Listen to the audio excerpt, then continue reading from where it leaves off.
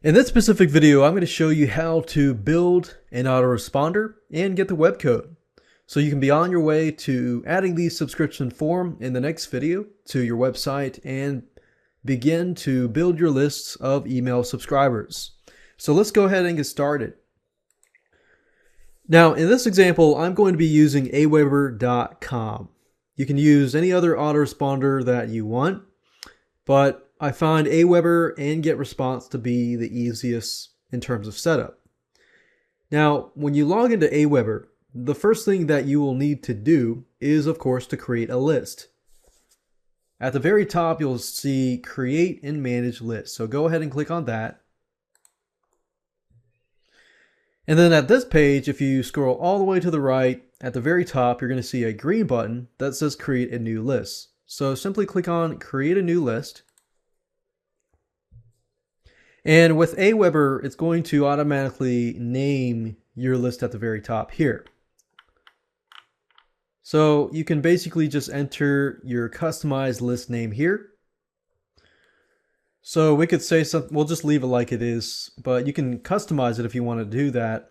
You can also enter the list description, and that's just for you when you refer back to it so you know exactly what the list is all about. And then your name, of course, your name, and then your address would be your email address. And once you're done with that, if you scroll further down, you can see notifications. You can receive an email every time a new subscriber is added to your list. So just put your name and your email here if you want to. If you don't want notifications, don't enter your name and email. After that, simply click on Save Settings. And if you scroll back to the top, you can personalize your list here. Simply enter your company name, your website URL, and your email signature. Basically, every time that your emails go out, the company branding will be added to the very end. So if you want to customize that later on, then you can just leave this blank. And right below that, you have social media and sharing, so you can actually integrate with Twitter and Facebook whenever you do your broadcasts. But in this case, we're going to leave it as it is. Click on Confirmed Opt-in. And just to explain to you what confirmed opt-in is all about, basically what that means is when somebody subscribes to your list for your free report or free gift, they actually have to go back to their email address, and Aweber is going to send them an email, and they actually have to click that they want to actually receive the gift from you. So it's basically an added layer of protection for you, just to basically say, okay, do you really want this gift? Or is this email somebody else's email? Now, you will probably decrease the amount of subscribers that you have if you have confirmed opt-in. However, what I found is that it actually increases your conversion rates because people actually have to go through a few more steps, but they really want to have your gift. So this is the confirmation message, so you can customize the subject, the intro, and so forth. Then at the very bottom, you see the success page or confirmation success page URL. Basically, this is a page where after they confirm their email, they're going to be forwarded to this specific URL. So this could be your thank you URL and so forth. Okay, so after that you've done this, go under Messages and click on Follow Up. This is basically the section where you can begin to set up your follow-up messages. So if we click on New Plain Text Message and we click on this drop-down menu here, you can see that you can have HTML messages, you can choose from a bunch of templates, you can enter a plain text message or paste in HTML if you know how to do that. In this case, we're going to click on New Plain Text Message.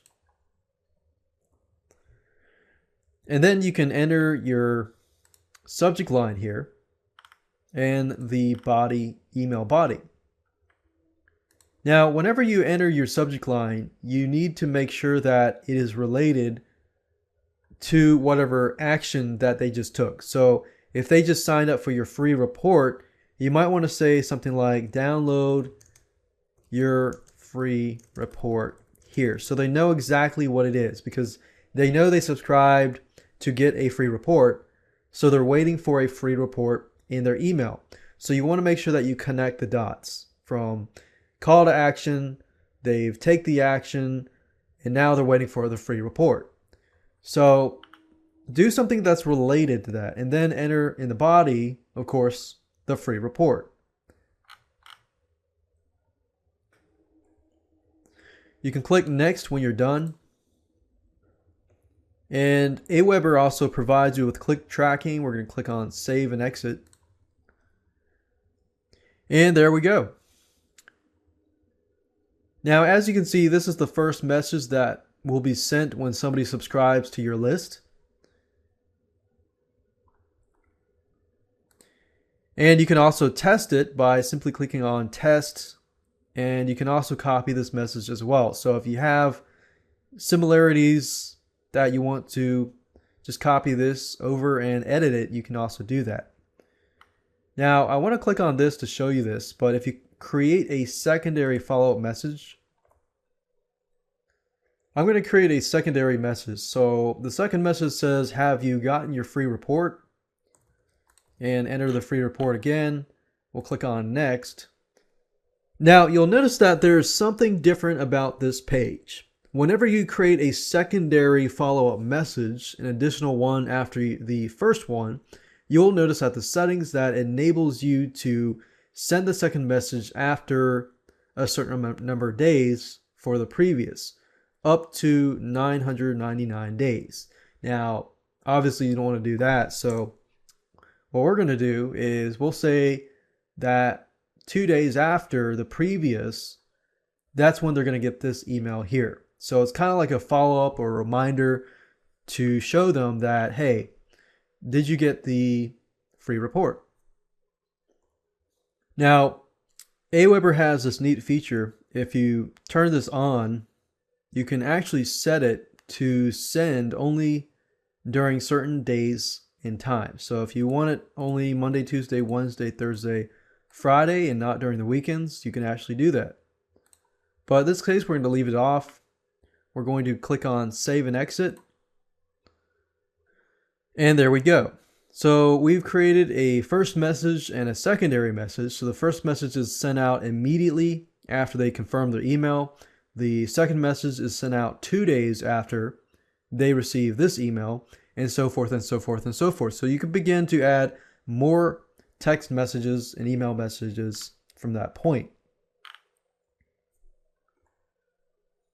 And under the subscribers section, this is actually where you can search for specific contacts for certain lists and things like that. Under web forms is where you would actually create the subscription form. So if we click on web forms, this is basically where you would create your web forms. And you can create as many as you want for every single one of these campaigns. So if you wanted to create 2 different web forms and test them out and see which one works the best, you can actually do that. So you can actually split test your web forms. So if we click on create a new web form, this is really easy to use. And I'm going to walk you through step by step. So as you can see here, we have a web form that is automatically created. But as you can see here, it's very customizable. You can increase the width. You can also remove certain pieces of this. So that we got the header where you can actually add a little blurb. We've got the name, we've got the email, we've got your privacy link, we have the footer, and more of the footer here. You can also change the template design.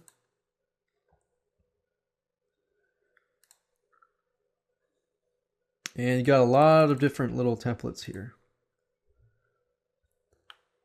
Now you're going to see these links at the very top here. These actually control what it looks like under here. So let's say, for example, I do not want a header. If I click on that and it turns from gray to white, that means I haven't pressed it. So if I press this, the headline appears.